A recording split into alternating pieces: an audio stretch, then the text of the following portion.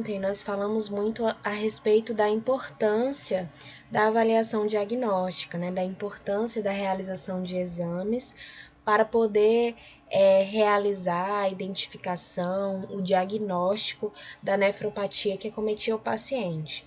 A gente ontem estudou a questão da dor, da alteração da micção, e a gente observou que uma mesma característica de dor poderia estar relacionada a diferentes causas. Então, por isso, a importância da avaliação diagnóstica. Então, a anamnese do paciente, que é quando você faz aquele questionário, a entrevista, e o exame físico são importantes. Mas, além dessas ferramentas, é essencial para o diagnóstico correto do paciente a realização de alguns exames. Então, uma história da saúde abrangente é utilizada para determinar os exames laboratoriais e complementares apropriados. Então, logo quando o paciente é internado ou chega para uma consulta, ele vai responder uma série de perguntas, vai dizer o que está incomodando, o médico, o enfermeiro vai fazer a anamnese do paciente para poder identificar quais são as possíveis problemáticas daquele paciente, quais são os seus possíveis problemas, necessidades, e a partir daí selecionar os melhores exames, os exames apropriados e necessários para aquele paciente realizar. As sessões seguintes procedem uma revisão de alguns dos exames que podem ser solicitados, né? Então, existem alguns exames que podem ser solicitados, tá, para realização e avaliação dessa função renal. Lembrando que alguns são mais específicos que outros, são mais recorrentes, né? Outros a gente não costuma observar com muita frequência. Os pacientes que se submetem a exames urológicos ou de imagem estão, em sua maioria, apreensivos, até mesmo aqueles que já realizaram esse exame no passado. Então, é muito comum a gente observar uma apreensão, um medo muito grande desses pacientes na realização de exame. Tanto devido à realização do procedimento em si, alguns pacientes têm medo de realizar o exame, quanto outros já ficam com medo e apreensivos quanto aos possíveis resultados. E aí entra uma etapa muito importante da nossa atuação, onde nós vamos conversar com esse paciente, orientar, né, tentar acalmá-lo e tentar diminuir ao máximo esse possível desconforto. Com frequência, o paciente sente desconforto e embaraço relacionado com uma função tão íntima e pessoal que é a micção. Então, a micção, o processo de urinar, é um processo muito íntimo, né? E à medida que você é observado realizando esse procedimento, ou então que pedem para que você faça, né? Faz xixi nesse potinho aqui. É muito comum você sentir um desconforto diante de tal situação. E esse desconforto, ele vai ser muito prejudicial, porque muitas pessoas não conseguem nem urinar, né, quando estão se sentindo tão desconfortáveis, e isso vai impossibilitar a realização desse exame. Então, por isso a importância da gente tentar reduzir esse nível de ansiedade do paciente através de conversas e orientações. Como os resultados desses exames determinam o plano de cuidado, o enfermeiro deve ajudar o paciente a relaxar, proporcionar o máximo de privacidade e explicação sobre o procedimento. Então, eu vou até destacar esse tópico aqui para vocês, tá? Então, dentre as nossas atuações, a gente precisa trabalhar no relaxamento do paciente. Relaxar, o paciente precisa relaxar, ele precisa estar em uma posição na qual ele se sinta confortável, com o máximo de privacidade possível e que também ele venha receber explicações a respeito daquele procedimento. Então, o paciente ele precisa estar orientado, ele precisa estar consciente do procedimento ao qual ele irá realizar. Todo esse material aqui está disponível, tá, meninos? No mesmo livro que eu passei para vocês, a gente está trabalhando ele juntos. E aí eu vou destacar as páginas, tá? Para que vocês possam estudar, tá? Para que vocês possam fazer uma leitura completa desse material. E aí, qualquer dúvida, vocês podem me encaminhar, tá certo? Existem alguns cuidados de enfermagem para esses pacientes que vão realizar esses exames laboratoriais, como, por exemplo, avaliar o nível de compreensão do paciente.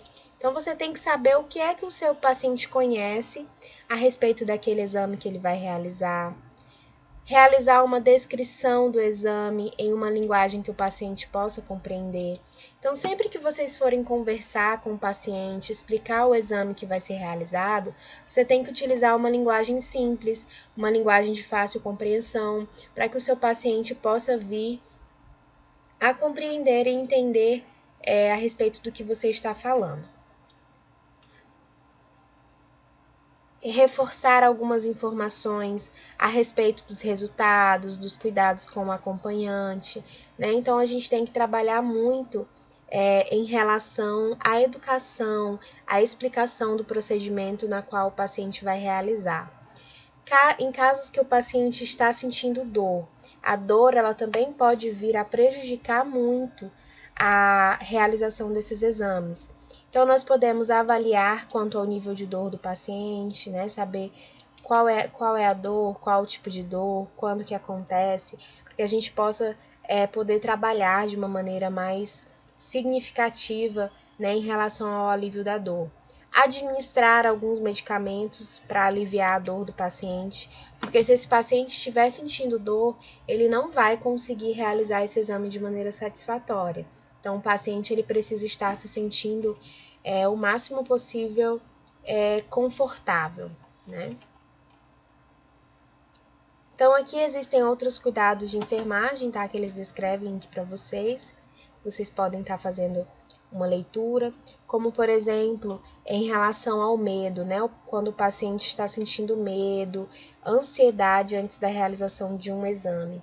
Então, a gente pode trabalhar quanto à avaliação desse medo, a gente tem que avaliar o nível de medo que o paciente está sentindo, explicar a respeito dos procedimentos e exames ao paciente, fornecer privacidade, utilizar palavras simples, se comunicar de maneira correta com o paciente, instruir o paciente sobre técnicas de relaxamento. Essa etapa aqui é muito importante, tá? Porque o paciente vai estar lá com medo da realização de um exame, né? E muitas vezes a gente passa por algumas situações de maneira despercebida, a gente não dá o devido valor, o devido à importância.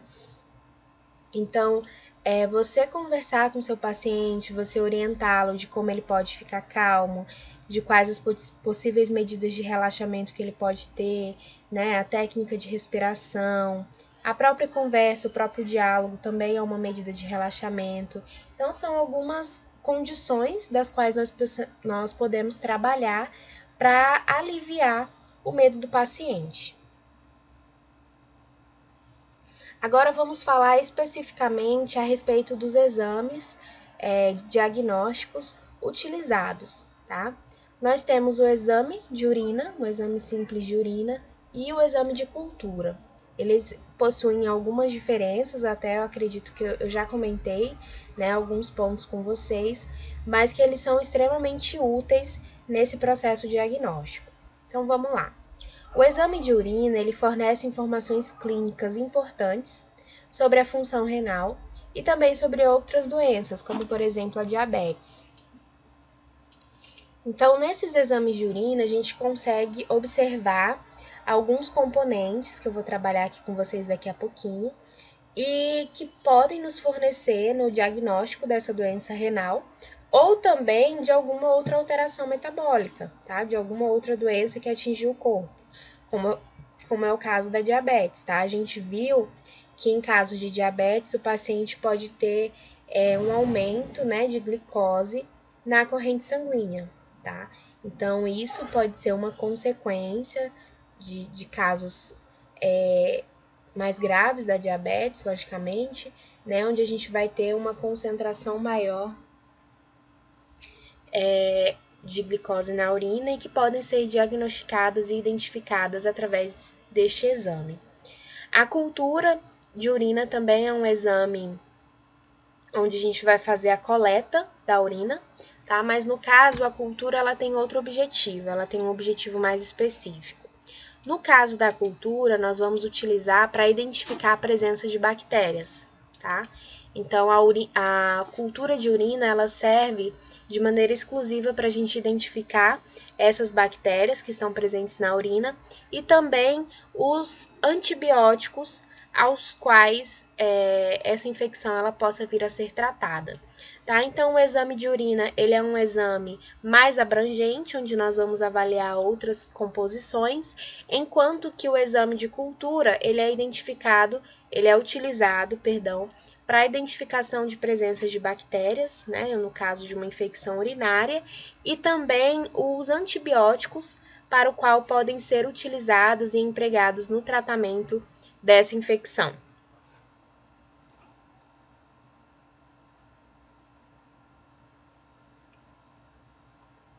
Dentre os componentes que nós podemos identificar no exame de urina, estão presentes a coloração da urina, tá? A gente tem na representação desse exame a coloração da urina para identificar possíveis concentrações, se a urina está mais concentrada, se a urina está mais diluída, porque a partir dessa coloração a gente consegue ter uma avaliação da função renal. Né? Se a gente está apresentando uma urina muito concentrada, pode indicar uma diminuição da filtração glomerular, tá? Enquanto se ela tiver mais diluída, um aumento dessa filtração, dentre, claro, outras causas e outras consequências. Nós vamos identificar também em relação à transparência e o odor da urina. Tá? No caso, o odor da urina ele pode ser um indicativo muito forte, por exemplo, de uma infecção urinária. Tá? Existem alguns odores específicos que podem referir a alguma infecção. O pH e a densidade da urina. Através desses parâmetros de pH e de densidade, a gente consegue avaliar a composição da urina, tá? Então, a gente consegue ter uma análise do que está presente naquela urina, se tem proteína, se tem glicose, né? Como que está esse pH, a densidade. Então, a gente consegue ter uma avaliação a respeito da composição da urina através desses dois parâmetros, pH e densidade. E outros pontos que são muito importantes, né, que a gente veio discutindo a respeito das nefropatias, a respeito da presença de proteína, de glicose, né, dentre hemácias. Então, através desses exames de urina, a gente consegue também identificar casos de presença de proteína, de glicose, de corpos cetônicos, tá? Então, a presença e a detecção dessas moléculas, dessas outras substâncias que estão presentes na urina.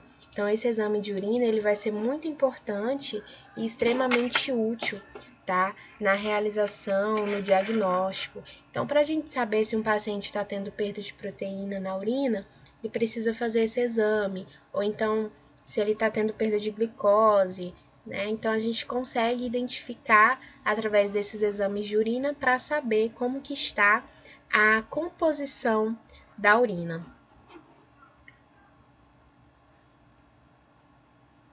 Exames microscópicos, a gente consegue identificar também a presença de hemácias, de leucócitos, né, de bactérias, então que vão nos indicar aí outros fatores. Aqui nesse quadro a gente tem uma relação, né, das alterações na coloração da urina e suas possíveis causas. Então, uma simples alteração na coloração a gente pode levar a uma possível causa, né? E essa coloração a gente consegue inclusive fazer uma avaliação macroscópica. Então, quando você vai fazer a coleta de urina do seu paciente que está presente lá na bolsa coletora, você consegue avaliar a coloração daquela urina, né? Então, se você perceber, por exemplo, uma urina incolor, né? Uma urina amarelo pálida, isso significa que essa urina ela está muito diluída. pode ser, por exemplo, devido ao uso de diuréticos, ou então devido à presença de glicose, um consumo excessivo de líquidos, ou então até mesmo indicar uma possível doença renal. Se por acaso vocês identificarem uma urina na coloração amarela a branco leitosa, isso pode indicar aí a presença de piúria, né? Que a piúria vai ser a presença de leucócitos na urina. Essa presença de leucócitos na urina nos indica uma infecção, tá? Uma infecção urinária. Ou então, muitas vezes, ocorre a presença, né, dessa coloração branco-leitosa quando a mulher está fazendo uso de creme vaginal e acaba tendo uma contaminação da urina, né, com o creme vaginal, acaba se misturando e aí pode alterar a coloração dessa urina, tá? Em casos, por exemplo, de rosada a vermelha, que podem indicar aí a presença de hemácias, né, a presença de sangue, pode ser devido à realização de alguma cirurgia na região da bexiga ou da próstata, tá? O consumo de alguns medicamentos, de algumas frutas e verduras também podem levar a essa alteração da coloração da urina. Uma urina, né, que a gente já acha uma coloração bem mais estranha, né? A gente consegue identificar claramente essa coloração, que é quando o paciente está com uma urina azul ou azul esverdeada, tá? Essa coloração ela pode ser devido a uma infecção, tá? Como por exemplo, micro-organismos do gênero Pseudomonas, que são micro-organismos resistentes, tá? Então é uma infecção de difícil tratamento, ou então devido ao uso de alguns medicamentos também podem levar a essa alteração, né, da coloração da urina.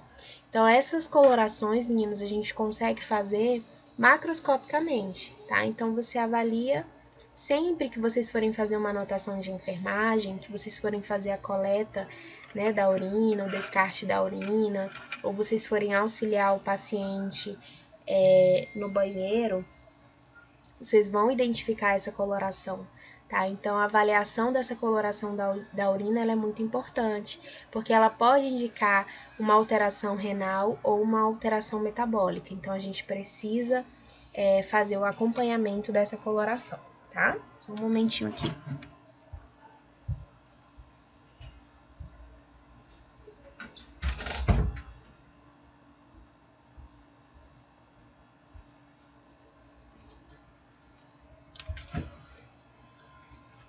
Nós temos também a coloração castanha preta, tá? Que pode indicar aí a presença de eritrócitos, uma urina extremamente concentrada devido a uma desidratação grave, né? Quando o paciente tem uma urina extremamente escura, tá?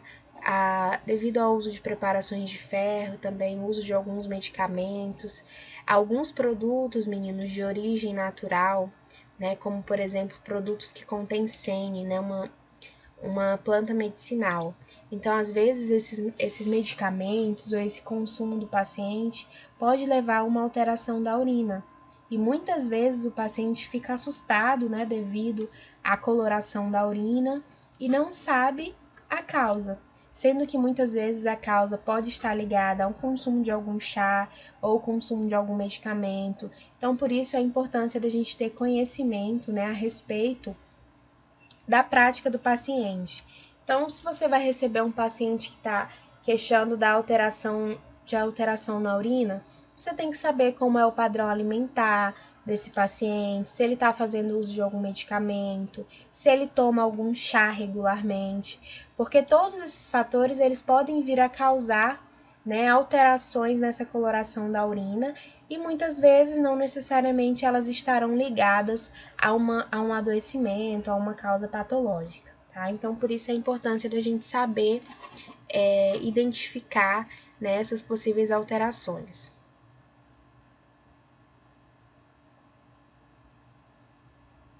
Então, aqui a gente tem alguns achados importantes, né, nos exames de urina, que a gente já discutiu, como a respeito a hematúria, né, e a proteinúria. para ambos, meninos, nós temos um limite aceitável, tá? Então, por exemplo, a hematúria aceita-se menos de 3 eritrócitos por campo. Então, quando nós temos mais de 3 eritrócitos por campo, nós caracterizamos como hematúria. Então, tem hemácias demais, tem eritrócitos demais presentes naquela urina. Então, tanto para as hemácias quanto para a proteína, nós temos um limite aceitável.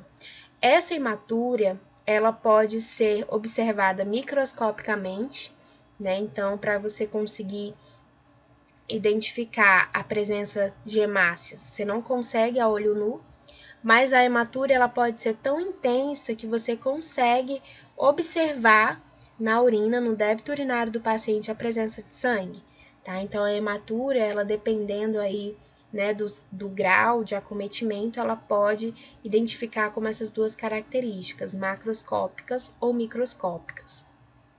As causas mais comuns para hematúria, a gente já discutiu algumas, né, mas podem ser uma infecção aguda, tá? Algum quadro infeccioso, como cistite, uretrite, prostatite, podem vir a levar à presença de hemácias na urina.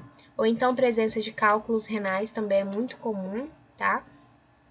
Cálculos renais que são conhecidos aí popularmente, né, como por pedra nos rins, ou algum caso de neoplasia, tá? Algum caso de câncer também pode levar a essa presença de hemácias, o uso de alguns medicamentos anticoagulantes, como por exemplo a heparina, alguns distúrbios hemorrágicos, alguma alteração hemorrágica que o paciente venha a estar apresentando, podem levar a essa alteração na urina, tá? Então, a hematúria em si, identificou hematúria na urina. A gente já vai saber a causa? Não, né? Então, através desses exames de urina, a gente pode chegar a algum problema, identificar algum problema, mas ainda não é possível você fechar com clareza a causa dessa hematúria. Nos casos de proteinúria, né, que a gente já avaliou também em relação à presença de proteína na urina, ela pode indicar uma alteração benigna, ou seja, pode não vir a estar relacionada com nenhuma doença, com nenhuma patologia, como da mesma forma pode, tá? Então, essa proteína ela tem que ser muito avaliada. Existem alguns grupos de risco, né, para proteinúria.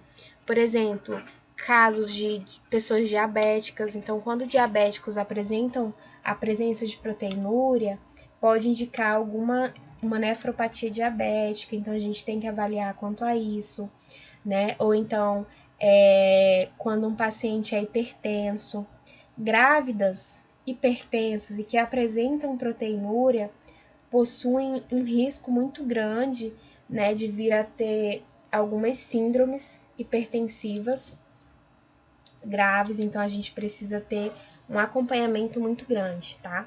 Mas em geral, a proteinúria, se for mínima, ela não vem a estar relacionada com nenhuma outra doença. Mas em casos em que a perda de proteína está sendo muito grande, ou então em casos associados a diabetes, hipertensão, doença autoimune, ela precisa ser melhor avaliada, né? Então, aqui ele nos trouxe algumas possíveis causas, tá, de proteinúria, como, por exemplo, doenças glomerulares, que nós estudamos, né, as doenças glomerulares, como glomerulonefrite aguda, glomerulonefrite crônica, neoplasias malignas, câncer maligno, doenças de colágeno, diabetes, pré-eclâmpsia. Essa pré-eclâmpsia, vou até destacar aqui para vocês também, a gente tem que ficar muito atento em relação a isso, tá? Grávidas, hipertensas, com proteinúria, edema, né? São características de risco à pré-eclâmpsia. Então, a gente tem que estar sempre acompanhando, tá? Um exame de urina de uma grávida, por exemplo. Então, a grávida, ela faz exames de urina de rotina, né? Tanto para a gente avaliar uma infecção urinária, quanto para avaliar essa possível perda de urina, tá bom?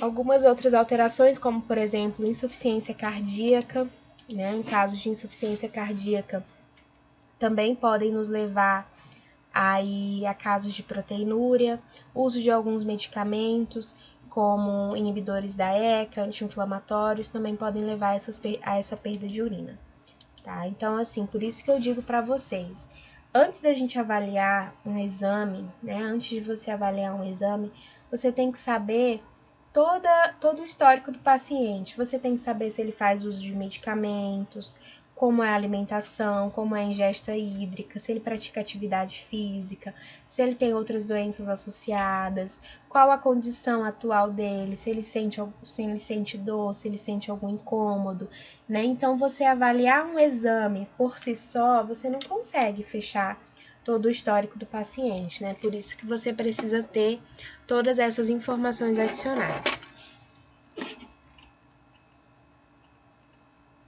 Nós temos também os exames de densidade, né? Esses exames de densidade a gente vai avaliar justamente porque quando a urina do paciente apresenta uma presença de sangue, de proteína, ou de outras composições, ela vai alterar a densidade, tá?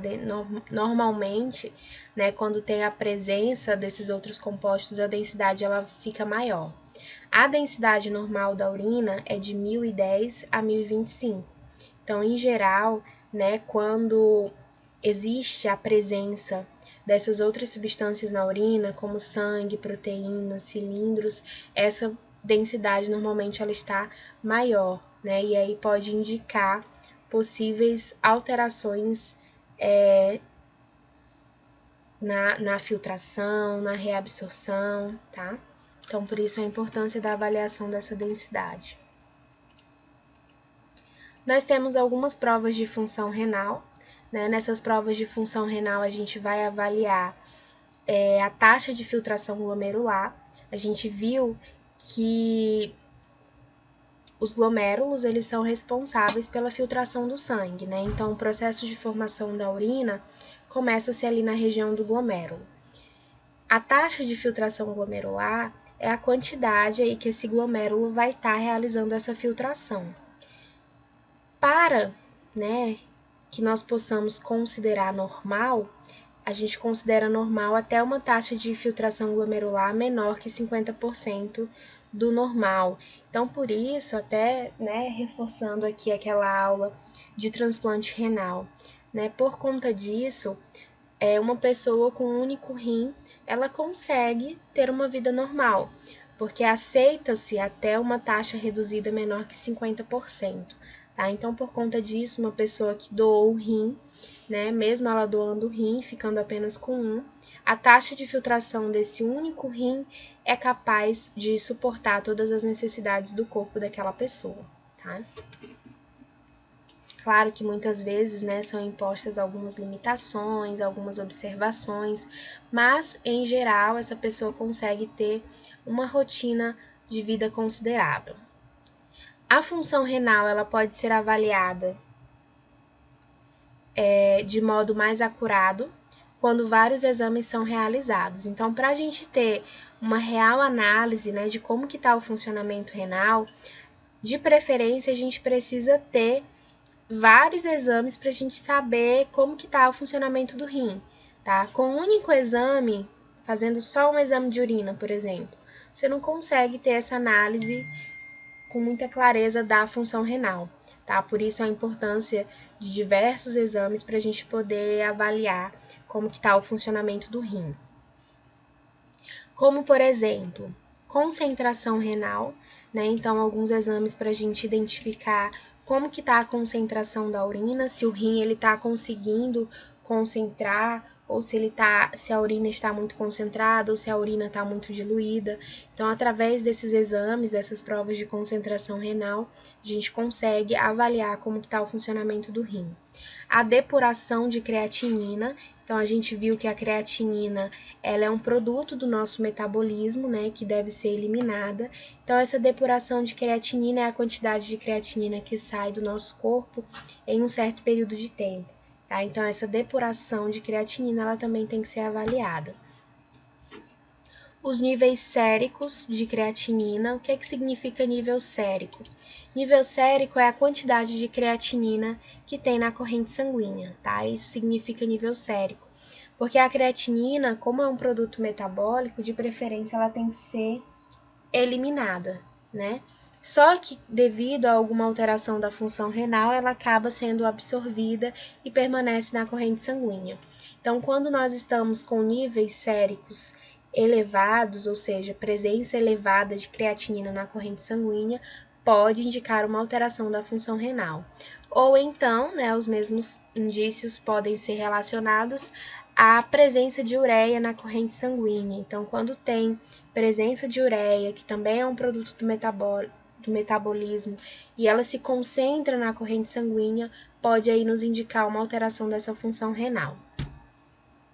Aqui nesse quadro, a gente tem os exames, tá? Que podem ser realizados para avaliação dessa função renal, como, por exemplo, os exames de densidade e de osmolaridade, que a gente já viu. Através desses exames de densidade e de osmolaridade, a gente consegue ver, por exemplo, se a urina está mais concentrada, se a urina está mais diluída, se a gente tem a presença de algumas outras moléculas que deveriam ter sido reabsorvidas. Então, através desses exames de densidade e de osmolaridade, a gente consegue avaliar em relação a essas características da urina. Porque a característica da urina ela vai estar diretamente relacionada à função renal, certo? Então, a característica da urina, ela depende totalmente do funcionamento renal. Se a gente tem uma urina que está alterada, provavelmente houve uma alteração na função renal, por isso a importância da realização desses exames. Nós temos os exames de urina de 24 horas, né, que é quando o paciente realiza uma coleta, por exemplo, uma proteinúria de 24 horas, né, que é quando o paciente ele faz uma coleta de urina de 24 horas para a gente saber com clareza a quantidade de proteína que está sendo liberada naquela urina em 24 horas, tá? Nós temos também a depuração de creatinina, onde a gente vai avaliar a taxa de filtração glomerular, né, indicando aí possivelmente, se for alterada, uma doença renal ou então alguma outra alteração fisiológica, tá?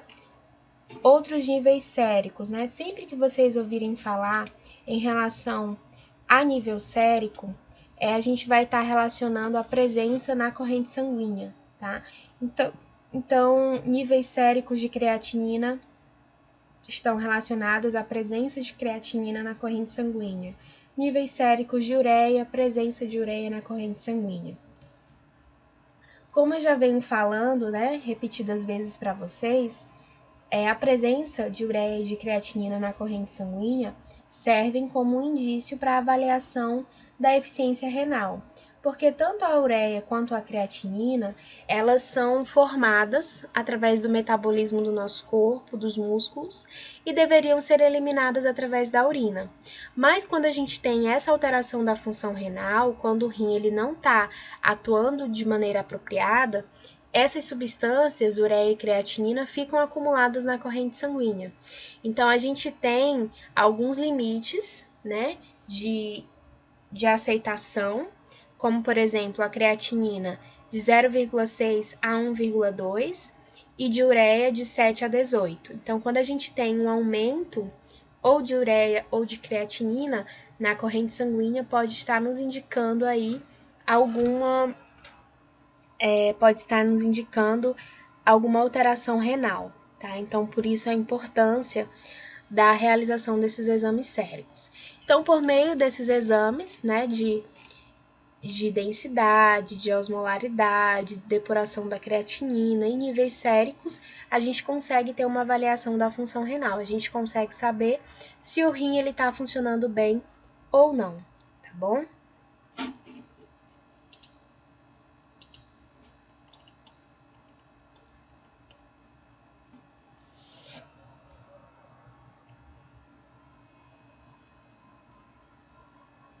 Para facilitar, né, também a avaliação do sistema renal, a gente tem a realização de alguns exames de imagem, tá? Que podem ser utilizados para avaliar o rim, o ureter e a bexiga, como é o caso de uma ultrassonografia geral, que é um procedimento não invasivo, tá? Muito realizado, muito pedido pelos médicos para poder avaliar a condição do rim. Então, através de um exame de ultrassonografia, a gente consegue avaliar, por exemplo, as questões as condições do tecido, né? Como que está a condição do tecido e do órgão. Então, a gente consegue ter essa avaliação por meio da ultrassonografia, tá bom?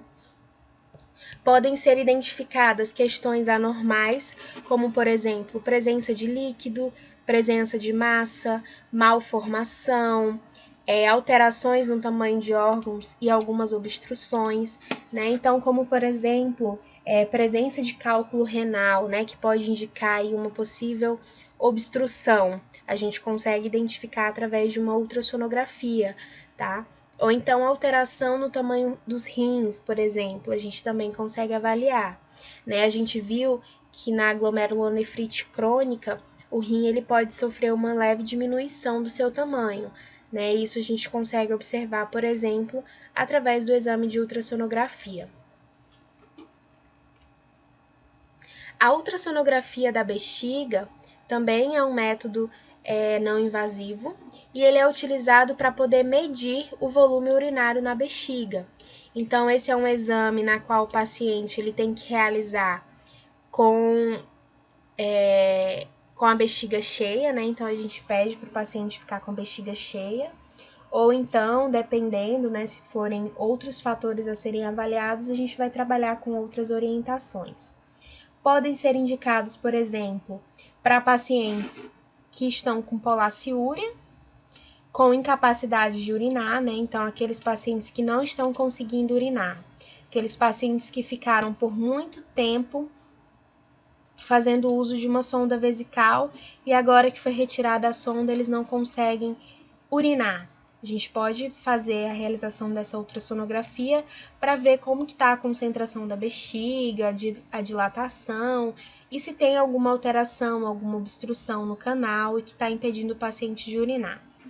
Medição do volume de urina pós-miccional. Esse daqui é muito importante para a gente saber o valor residual, né? Para a gente saber se o paciente está conseguindo urinar tudo. Existem aqueles pacientes, né, que têm um aumento da frequência urinária, que vão várias vezes ao banheiro, mas que não conseguem eliminar tudo, não conseguem eliminar toda a urina da bexiga e acaba acumulando uma urina residual. Essa urina residual, ela pode causar, por exemplo, um quadro de infecção no paciente, né? Então, a gente tem que avaliar por que o paciente não está conseguindo urinar na quantidade suficiente. Ou em casos, por exemplo, pós-operatório, né, quando o paciente fez uso de alguma anestesia, ou que ficou fazendo uso de sonda vesical, né? Então, através dessas condições, a gente também consegue avaliar por que o paciente não está conseguindo urinar, tá? A cabeça do transdutor, então, a parte externa, né, do aparelho de ultrassonografia, é colocado na região abdominal do paciente e direcionado para a região da bexiga, onde o aparelho vai calcular o volume urinário, tá bom? O paciente ele pode realizar também, para alguns casos, né, de identificação através da imagem, os exames de tomografia computadorizada e ressonância magnética. Também são técnicas não invasivas, então não vai precisar invadir, né, o paciente, não vai precisar de utilizar mecanismos invasivos e que podem ser utilizadas para avaliar os tecidos moles, né, do paciente, como, por exemplo, massas, se tem a presença de alguma massa geniturinária que esteja causando uma obstrução, ou então que pode indicar alguma doença metastática, perdão, né, um possível câncer, uma neoplasia, tá? Algumas infecções renais, ou então o paciente sofreu um acidente, né? Sofreu um acidente, tá apresentando uma dor muito intensa uma dor renal muito intensa, né? A gente pode realizar uma tomografia ou uma ressonância para identificar se houve alguma lesão renal, tá? Então, esses exames de tomografia, de ressonância, são utilizados e indicados para avaliação dos tecidos, tá? Para avaliação anatômica do rim e não necessariamente uma avaliação funcional, tá? A maioria desses exames de imagem a gente consegue avaliar a anatomia, a composição, mas não necessariamente a fisiologia, o funcionamento, tá? Então, por isso, a importância de você saber, né, qual a indicação ou ou então qual a necessidade do seu paciente da realização de cada exame. Existem algumas ressalvas, né, como por exemplo, os pacientes que vão fazer uso de contraste. Esses pacientes que vão fazer uso de contraste, a gente tem que ficar muito atentos em relação ao uso, tá, dessas ferramentas, porque pode trazer reações adversas ao paciente, principalmente se for um paciente pertencente a algum grupo de risco, tá? Então, por isso a importância de ficar muito atento em relação ao uso e à prescrição desse contraste.